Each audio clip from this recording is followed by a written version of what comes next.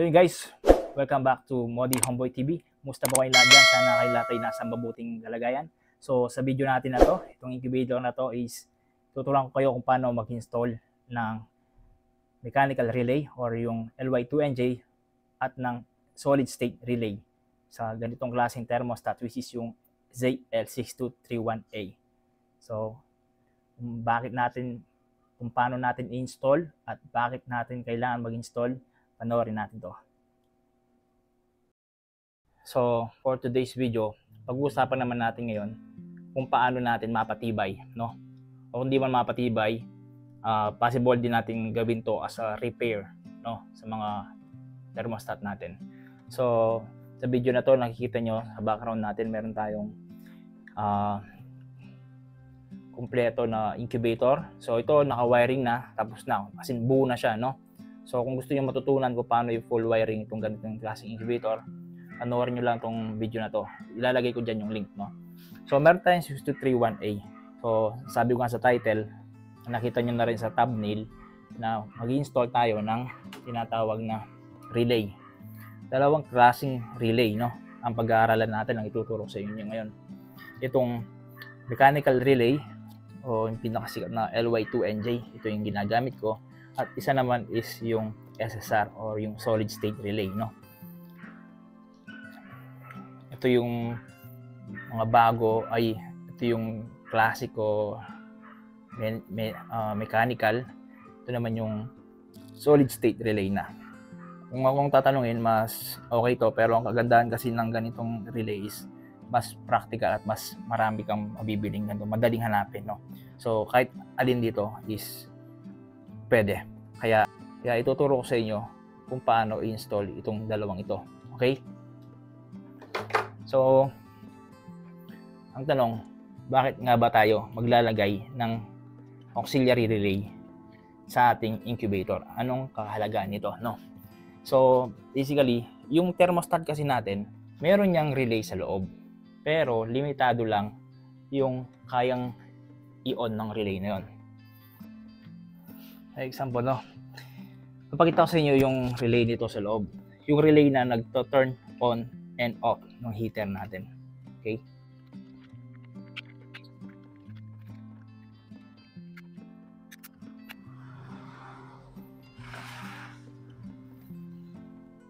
Ito, no? Sabi niya 10 amperes, 250 BAC. Yan yung relay dito sa loob. Ngayon, dyan dumadaloy yung current, no, ng 220 volts papunta sa ating heater. So, pag mga malilit na incubator lang o malilit na heater like 200 watts pababa, okay lang yun eh. Kaya ng kaya ng isa actual, kaya ng relay yun. Pero kapag yung kapag yung ginamit mo ng heater is 200 pataas, like yung mga heating coil, gagana naman yung thermostat, mapapagana niya. Ang problema is hindi magtatagal. Anong ibig sabihin hindi magtatagal? Sa katagalan, masisira yung relay na yon. Maaaring masunog, no? Katulad nung nasa picture na to. Ito yung picture na to, galing to sa isang subscriber natin na nasira daw yung incubator niya. Ang gamit niya kasi is heating coil. Okay? Heating coil. Mas mainit kasi, mas malakas yung wattage nun. Tapos nakadirekta yung heating coil dun sa thermostat. Kaya nasira yung relay. No? Ito rin naman, papakitaan ko rin kayo ng isa pang Ito, sample din to ng isang thermostat.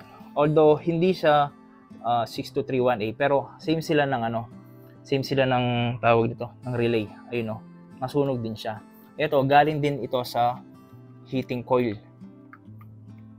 Ang mas malakas kasi yun eh. Mas mataas yung wattage nun. Mas mataas yung current, no? Kaya hindi kinakaya ng relay sa loob ng thermostat. Tingnan nyo. Ganito yung possible mangyari. Ayan po, no? Nasunog, di ba? Sunog talaga eh, no? Yan.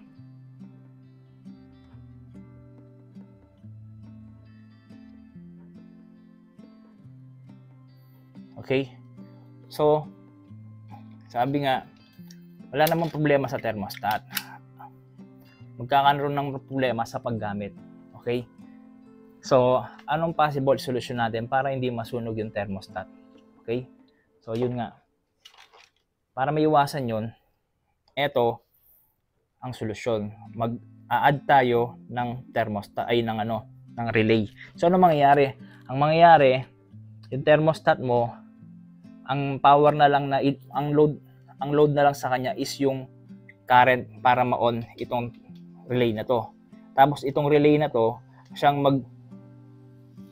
magpa-power on nung heater mo. So yung load ng heater dito na mapupunta, hindi na sa thermostat. Okay? Gets po ba yun? Bali ito na yung susupply ng power dun sa heater. Hindi na yung thermostat. Yun yung purpose kung bakit tayo maglalagay ng relay. Okay? So hanggang gayon, ito kasi, kita nyo naman, mas malaki to kumpara doon sa relay kanina. Yamak na mas malaki itong relay na to kumpara dito. Kaya mas kayang-kaya niya mag-turn on and off nung heater. Lalo na kung ito'y coil heater. So paano natin to install? So una, ipesto muna natin itong ating relay. Okay?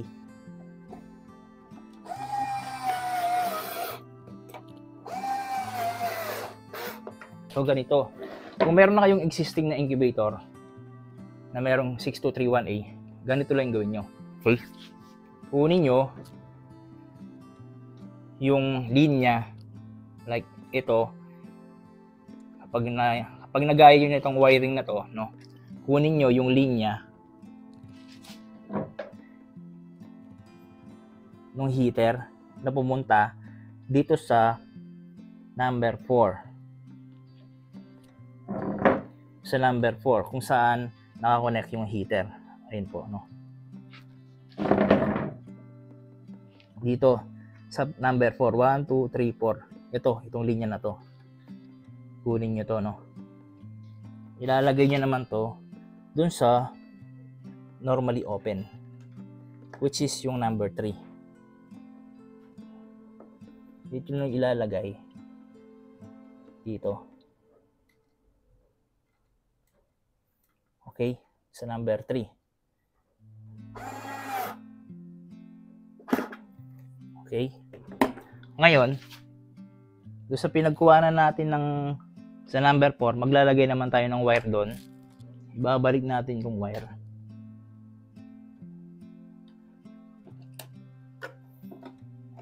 Ito, no? Kung saan natin kinuha yung wire kanina, kukonek lang natin ito sa 4. Tapos, ito naman yung magti-trigger papunta sa ating relay. Okay? Ilalagay nyo to sa number 8 or number 7. Okay? Kahit saan dyan. Kasi dito. Yun, no? Kahit saan dyan, no? So meron na supply ng line 1 itong ating yung ating tawag nito, meron na supply, no, na kulay red. So para kumpleto yung circuit natin, kailangan armoon yan, dapat meron tayong neutral or yung kulay black naman.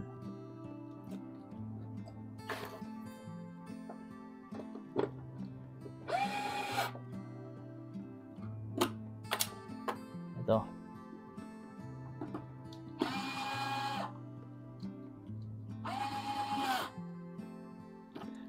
Okay? Ibalag, no?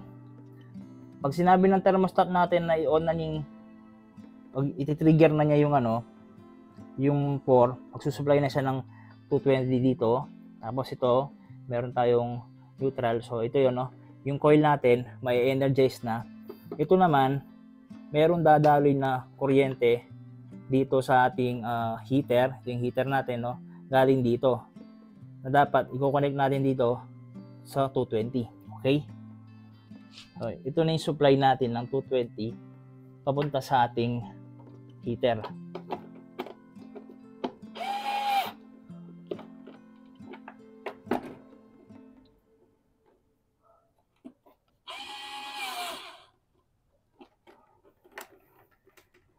Ayan. Okay. Kumpleto na yung ating circuit, no? So, sa maliwanag yun, no? Ulitin lang natin. Kunin mo yung connection ng heater na nanggaling sa number 4. Ilagay mo yun papunta dito sa ating number 7, no? Tapos yung number 8 naman, i-connect mo dito sa neutral. Okay? Tapos yun ay magti-trigger sa ating relay. Tapos yung heater naman, yung kulay red, ilagay mo sa kabilang dulo, no? Tapos sa number 3. Tapos yung number 5 naman, lalagyan mo ng supply ng 220 na kulay red. Tapos yung heater, yung kabilang naman, yung kulay black ng heater, ito same pa rin. Dito pa rin siya sa neutral. Okay? So, testing natin kung gumagana.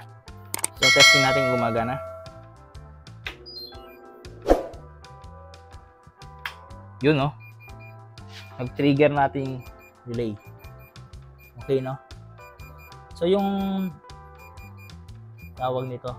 Yan, nakikita nyo parang nag-blink-blink kasi sa camera kasi mabilis, high speed yung camera natin, no? Pero sa totoong buhay, steady lang yan, no? Tingnan natin, no? Yun, no? Gumagana yung ating yan, no? Gumagana yung ating incubator kasi hindi yung heater, no? So, ganoon lang po kasimple yun. Baga yung load ng ating heater napunta na dito sa relay. Hindi na dito sa ating thermostat, no? Mas matibay na ang ating electrical system ngayon at mas magtatagal ang buhay ng ating thermostat. So, yun po. So, kung meron kayong sitwasyon na ganito, nasiraan kayo ng thermostat, nasunugan ng relay, I suggest po na wag lang kayo basta magpalit ng thermostat. Magdagdag na rin kayo ng relay. Okay? Lalong-lalo na sa mga gumagamit ng heating coil. Okay? So, to tell you the truth, sa mga gawa ko pong incubator, dahil nga valve lang itong mga to, low wattage lang, nakakapamili ako ng tamang wattage para sa incubator, hindi po ako gumagamit ng ng relay. Kasi, kayang-kaya naman ng relay ng thermostat yung power ng incubator ko. So, ito'y tulong lamang po sa mga gustong maglagay ng relay. Okay po? So, next naman natin gagawin is kung paano mag-install ng itong SSR. Okay? So, halos same lang naman ng procedure. So, gawin na natin to. So, okay guys, no? Ito na nga pala yung ating SSR, no? Madali lang to. Parang katulad lang yung nung mechanical. Simple lang din siyang i-connect, no? So, meron tayong terminal 1, 2, 3, and 4. So, ito yung input natin. No, guys? So, ang gagawin natin, sabi dito, ito yung input natin. Yun yung pinaka-coil natin. No? Yung katumbas sa mechanical nito, yung 7, 8. Dito naman, 3 and 4. Okay? Start na tayo. Simple lang. Yung number 4 terminal, i-connect natin.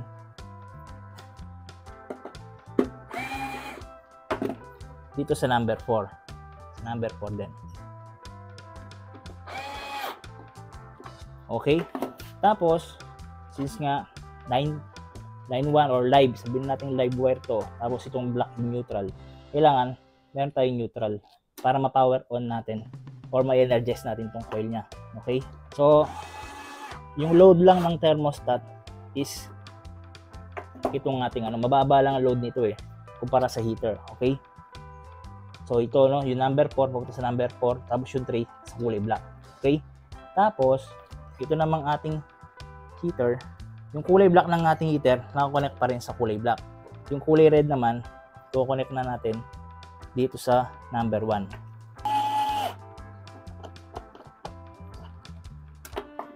Tapos, ang magsusupply sa kanya is itong 220 natin.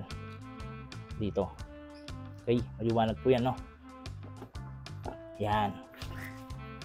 So, ganoon lang kadali mag-install ng SSR, no? Okay? So, testing na natin kung gumagana. Yan.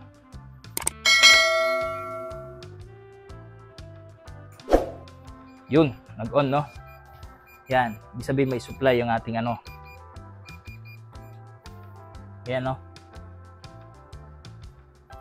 Naka-on yung ating SSR. Meron siyang supply nang gagaling sa ating thermostat. Tapos, yung dalawang wire nagdidikit. Nagkakaroon tayo ng supply naman papunta sa ating mga heater.